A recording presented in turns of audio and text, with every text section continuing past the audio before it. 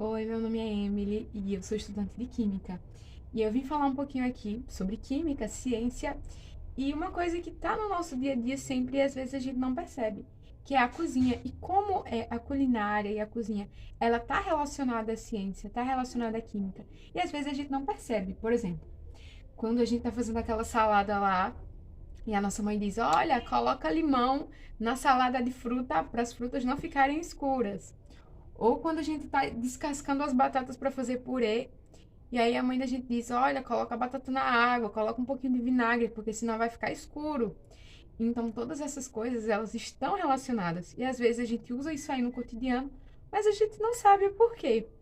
E é mais como uma curiosidade das ciências e como isso afeta o nosso dia a dia, como os nossos antepassados chegaram à conclusão de que usando o suco de limão ou suco de laranja na salada evitaria que aquelas frutas ali escurecessem. Então, são conhecimentos que são passados de pai para filho, de mãe para filho, e a gente nem percebe. Bom, mas o que faz essas frutas e esses legumes escurecerem? Bom, a gente tem a casca, né, que ela protege contra o contato externo com outras substâncias. E por dentro, né, da fruta ou do legume, a gente tem uma enzima que se chama polifenol oxidase. Então, essa substância, ela está dentro da fruta ou do legume.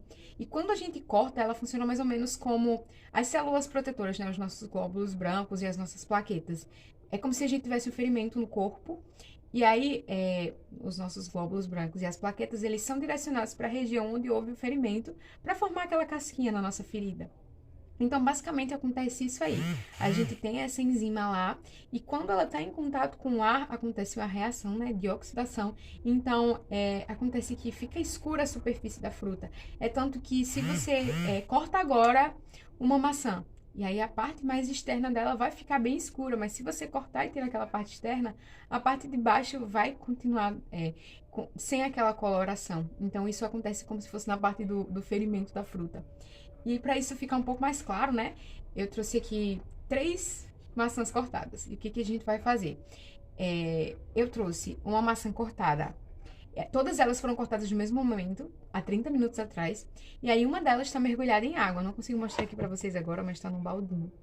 Então, uma delas está mergulhada em água, a outra está mergulhada em água com limão e a outra está aberta em contato com o ar. Então, eu vou mostrar para vocês agora a diferença. Essa aqui é a maçã em contato com o ar. Ela escureceu bastante, meia hora, ela tá com um aspecto muito estranho. E aí a gente tem essa aqui, que ficou no limão por 30 minutos. E vocês podem ver que tá começando algumas manchinhas aqui, ó, mas ela ainda não escureceu. E aí a gente tem a que estava na água. A que tá na água, ela começou a escurecer em alguns locais, mas ela não escureceu totalmente ainda. Então, o que que a gente pode tirar disso daí? A maçã, né, que ela estava mergulhada no ácido, o ácido ele impede que aconteça essa oxidação, que esse ar consiga oxidar e que aconteça essa reação com a nossa enzima na superfície da maçã que foi cortada. O que que acontece? Não está impedindo eternamente, vamos dizer assim. Está impedindo que essa reação aconteça num período de tempo. Então, se eu deixasse aqui essa maçã mergulhada no limão, por exemplo, um dia, amanhã ela estaria totalmente escura. Então, é mais ou menos o que acontece com a água. Por exemplo, a da água ela escureceu bem mais rápido, porque na que a gente tinha o limão, a gente tinha a parte cítrica do limão, que impede essa reação de acontecer mais rápido. Já na água, a gente tem essa, vamos chamar assim, de barreira, que impede que o ar entre diretamente em contato com a maçã. Então, atrasa um pouco essa oxidação, mas não tem a velocidade de impedir essa reação como a que estava no limão. E a primeira que a gente viu, né, que foi a que escureceu totalmente, é a que estava em contato direto com o ar. Então, aconteceu rapidamente essa reação. Mas se eu tivesse com a faca aqui agora e cortasse essa parte de cima, então a parte por baixo ainda estaria clara, porque é a parte que ainda não teve contato com o ar. Então, essas são questões bastante interessantes e que a gente pode usar no nosso dia a dia e que é muito útil para a nossa vida cotidiana. É uma coisa que dá para a gente usar, por exemplo, quando for fazer uma salada de fruta, quando for cortar verduras ou legumes. E é uma curiosidade que é a ponta do iceberg de tudo que a gente pode tirar de relação entre química, ciência e culinária.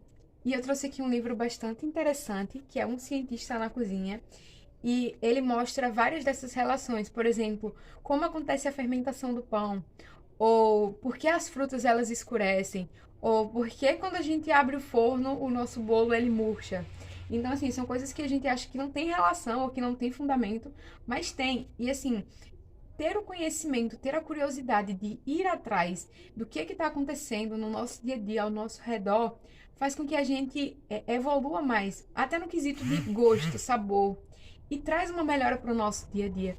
Então, assim, a ciência, ela está em tudo, basta que a gente tenha a curiosidade de procurar e enxergar.